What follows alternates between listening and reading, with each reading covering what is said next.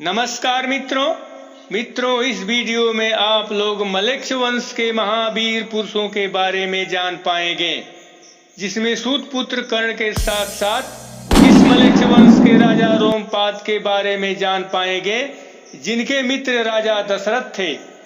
तथा यह भी जान पाएंगे कि अयोध्या नरेश महाराजा दशरथ को 4 पुत्रों की प्राप्ति कैसे हुई।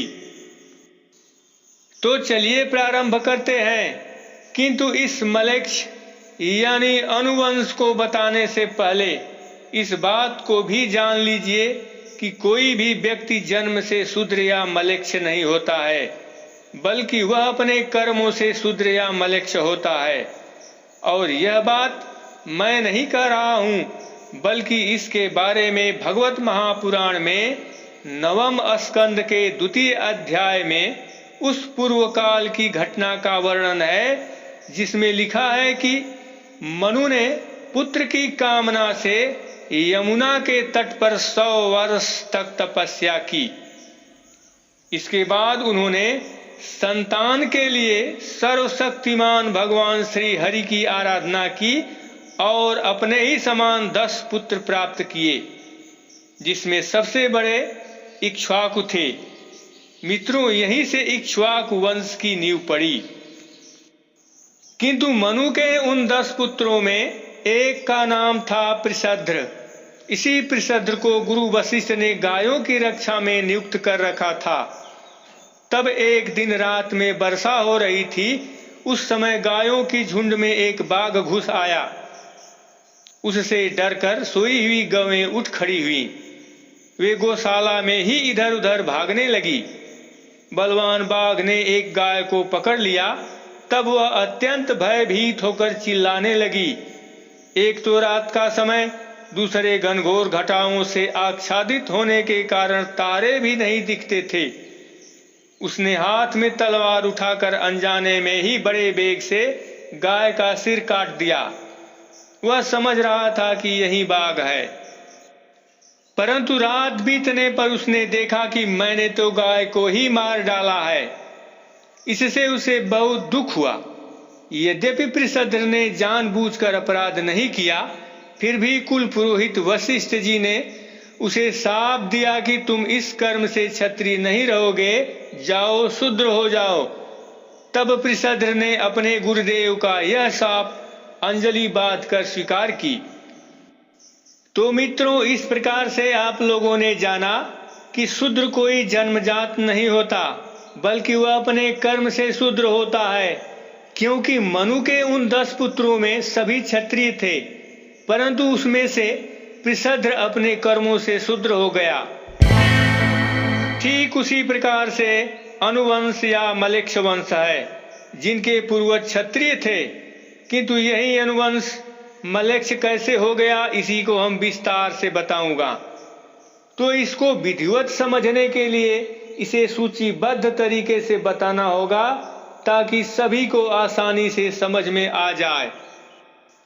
तो इसके लिए यहाँ देखिए, ये चंद्रवंशी क्षत्रियों की वंशावली है, जिसमें ययाति की 2 पत्नियां थी, जिसमें पहली पत्नी देवयानी जो ब्राह्मण देव शुक्राचार्य की पुत्री थी, तथा ययाति की दूसरी पत्नी दैत्यराज विश्वपर्वा की पुत्री शर्मिष्ठा थी, जिसमें पहली पत्नी देवयानी से 2 पुत्र यदु और तुर्वसु हुए, तथा इधर ययाति की दूसरी पत्नी शर्मिष्ठा जो दैत्यराज विश्वपर्वा की पुत्री थी, उससे 3 पुत्र द्रह्यु, अनु और पुरु पैदा हुए। इस प्रकार से ययाति के कुल 5 पुत्रों से जो वंश चला वो इस प्रकार है। जैसे यदु से यदुवंश या यादव वंश चला, जिसके बारे में हम वीडियो बना चुका हूं, उसे आप लोग चैनल में जाकर देख सकते हैं। आगे तुर्वसु से यमन वंश, द्रयु से भोजवंश, पुरु से पौरव वंश चला। और इस पौरव वंश पर भी हम वीडियो बना चुका हूं, जिसे आप लोग चैनल में जाकर देख सकते हैं। तथा आगे के क्रम में ययाति के पुत्र अनु से मलेच्छ वंश की उत्पत्ति हुई। और हम इस वीडियो में इसी मलेच्छ या शूद्र वंश के बारे में विस्तार से बताऊंगा। जैसा कि आप लोगों ने देखा कि राजा ययाति के 5 पुत्रों से जो वंश चला वे सभी संपूर्ण भारत पर राज्य करते थे और उनमें महाप्रतापी राजा भी हुए।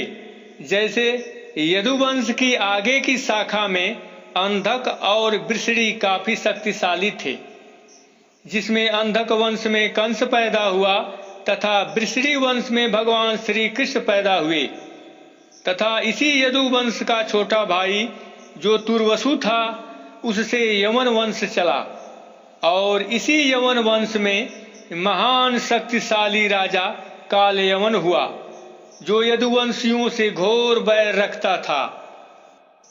तथा इधर ययाति के पुत्रों में पुरु के वंश में महाप्रतापी राजा भरत पैदा हुए तथा इनके आगे की पीढ़ी में भीष्म पितामह और सर्वश्रेष्ठ धनुर्धर अर्जुन पैदा हुए। किंतु दुख की बात है कि इसी ययाति के पुत्रों में एक पुत्र अनु भी थे जिनके वंश का नाम अनुवंश या मलेच्छ वंश हुआ।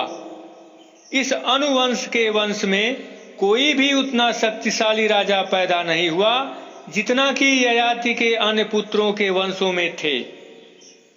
इसी वजह से इस वंश के ज्यादा लोग क्षत्रिय धर्म को छोड़कर अन्य कर्मों में लग गए। फिर भी इस वंश के कुछ ऐसे राजा हुए जिनको जान लेना बड़े गौरव की बात होगी।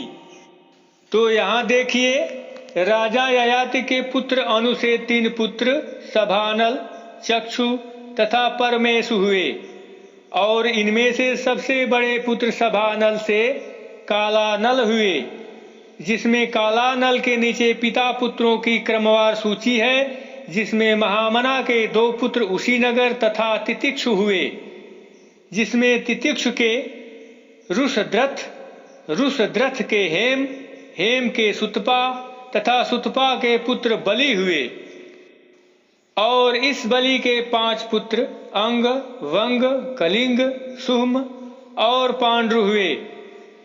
इनके नामानुसार इनके देश यानी राज्य का नाम पड़ा, जिसमें से हम आपको बता दें कि इसी पांडु की अगली पीढ़ी में पौंड्रक नाम का एक नकली कृष्ण था। किंतु इनमें से हम अंग को ही लेकर आगे बढ़ेंगे, जिसमें देखिए अंग के नीचे पिता पुत्रों की क्रमवार सूची है, जिसमें धर्मरथ के पुत्र चित्ररथ थे। इन्हें रोमपाद भी कहा जाता है। ये वही रोमपाद हैं जिनकी मित्रता अयोध्या नरेश दशरथ से थी, जिसका वर्णन भगवत महापुराण में 9वें स्कंद के 23वें अध्याय में कुछ इस प्रकार से लिखा गया है। यह चित्ररथ ही रोमपाद के नाम से प्रसिद्ध था। इसके मित्र थे अयोध्यापति महाराजा दशरथ। इस रोमपाद को कोई संतान नहीं थी, इसलिए दशरथ ने इन्हें अपनी शांता नाम की कन्या गोद दे दी। तब रोमपाद ने उस शांता नाम की कन्या का विवाह ऋष्य श्रृंग मुनि से कर दिए। एक बार रोमपाद के राज्य में बहुत दिनों तक वर्षा नहीं हुई। तब गणिकाएं अपने नृत्य संगीत इत्यादि से मोहित करके ऋष्य श्रृंग मुनि को यहाँ ले आई। उनके आते ही वर्षा होने लगी। इसके बाद मुनि ने एक यज्ञ कराया। तब संतानहीन राजा रोमपाद को भी पुत्र हुआ और पुत्रहीन दशरथ ने भी उन्हीं के प्रयत्न से 4 पुत्र प्राप्त किए। मित्रों, यहाँ पर ये मत भूलिए कि ये वही ऋष्य श्रृंग मुनि हैं जिनका विवाह दशरथ की पुत्री शांता अर्थात गोद लेने के पश्चात रोमपाद की पुत्री से हुआ था। चलिए आगे बढ़ते हैं। इस रोमपाद के पुत्र चतुरंग हुए और चतुरंग के पृथुलाक्ष हुए, पृथुलाक्ष के चंप हुए, जिसने चंपा नाम की नगरी बसाई थी।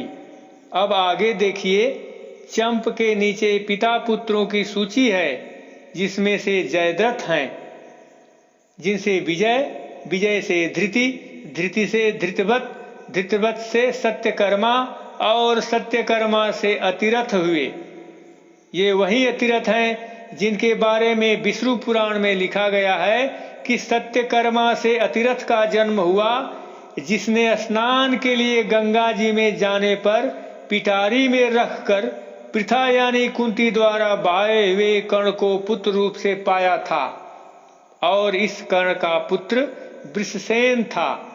इस प्रकार से अंगवंश का अंतिम व्यक्ति कर्ण का पुत्र वृषसेन था। और जैसा कि सभी लोग जानते हैं कि कर्ण को सूत पुत्र के रूप में समाज में पहचान मिली थी, जिसे हर जगह समाज से तिरस्कार किया गया। ऐसा क्यों हुआ? ऐसा इसलिए हुआ कि इसको पालने वाला अतिरथ मलेच्छ वंश यानी शूद्र वंश का था। किंतु मित्रों, बात यहीं खत्म नहीं होती। इस पर थोड़ा सा विचार करिए कि जिस ययाति के 5 पुत्र थे, उसमें उनका पुत्र अनु भी था, जिसके वंश को मलेच्छ या शूद्र वंश कहा जाता है। यहाँ पर ध्यान देने वाली बात यह है कि यह अनु जन्म से तो अन्य भाइयों की तरह ये भी चंद्रवंशी क्षत्रिय था, किंतु राजनीतिक प्रतिद्वंदिता के कारण यह अनु काफी पिछड़ गया और इनके वंशज राजनीति को छोड़ अन्य कर्मों में लग गए।